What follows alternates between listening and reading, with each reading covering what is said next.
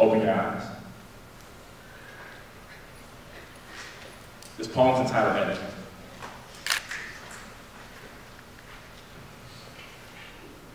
Once upon a time, there was a boy, skin painted and fresh out of the easy-bake oven brown. He had a disproportionate body and hadn't quite grown into his head yet, but see, it still deserved to wear a crown. This boy's body exhaled life and inhaled everything that it had to offer, offering nothing but his best to the world, dreaming for nothing more than a simple S on his chest just because his favorite superhero had one. And he just knew that one day, he may need one too.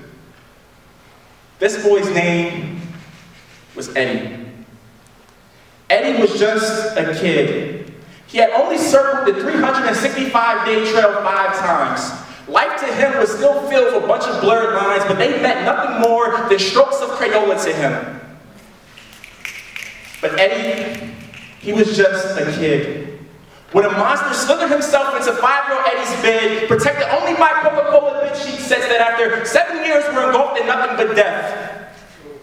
The monster was contradicting everything Eddie once understood about life. But what would really happen, Eddie had no clue. Eddie had no prior preparation. He was barely old enough to uncover the mysteries of Scooby-Dooby-Doo. So all he could really ask was, God, where are you? The monster said in response to hush, this would be our little secret. But Eddie had no clue what was about to swamp his creek.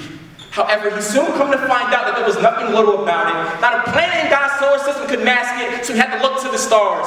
But no matter how many wishes he casted, the pain outlasted, he couldn't go toe-to-toe with this savage. But Eddie, he was just a kid. 5 at that, but unfortunately the story continues. The monster said, don't be scared, you have nothing to fear. But see, those are the words I've learned to fear most, especially from those monsters that could aim close. And Eddie's monster was right there pointing his trigger finger in close range to the air of Eddie's soul, about to cap every artery that made him whole. But Eddie, he didn't know.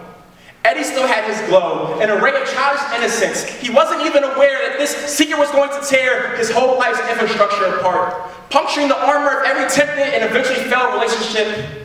Eddie would quickly go from innocent to belligerent, all because of a monster who was ignorant, who crossed lines, passed all types of different stop signs, and infiltrated all of Eddie's moral security designs.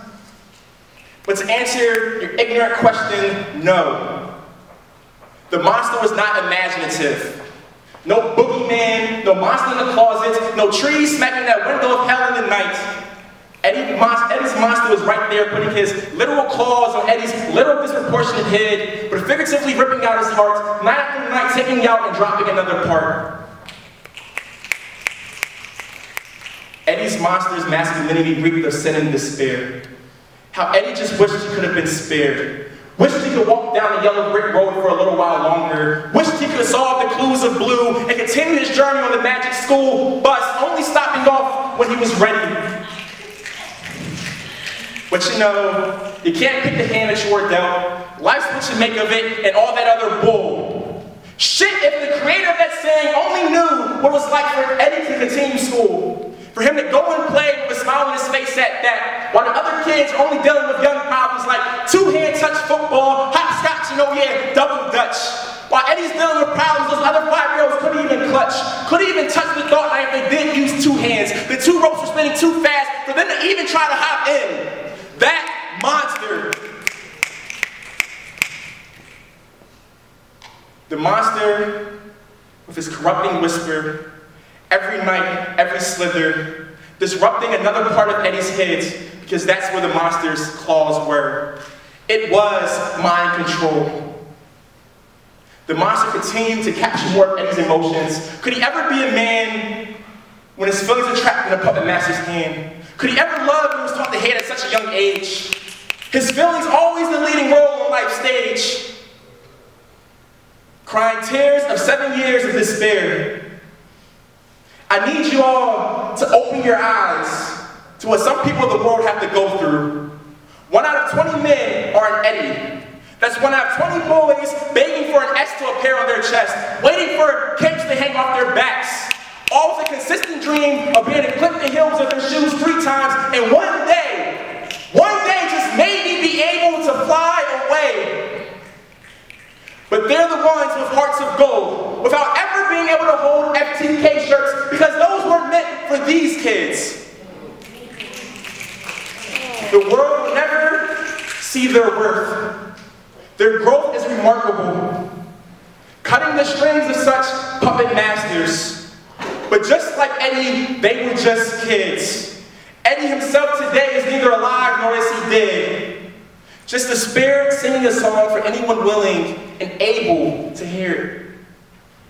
Still standing with an S on his chest, giving the world his 5-year-old best, waiting for the rest to come from the crumb that is left of his heart. Eddie, God's best art. But please don't stare. Thank you.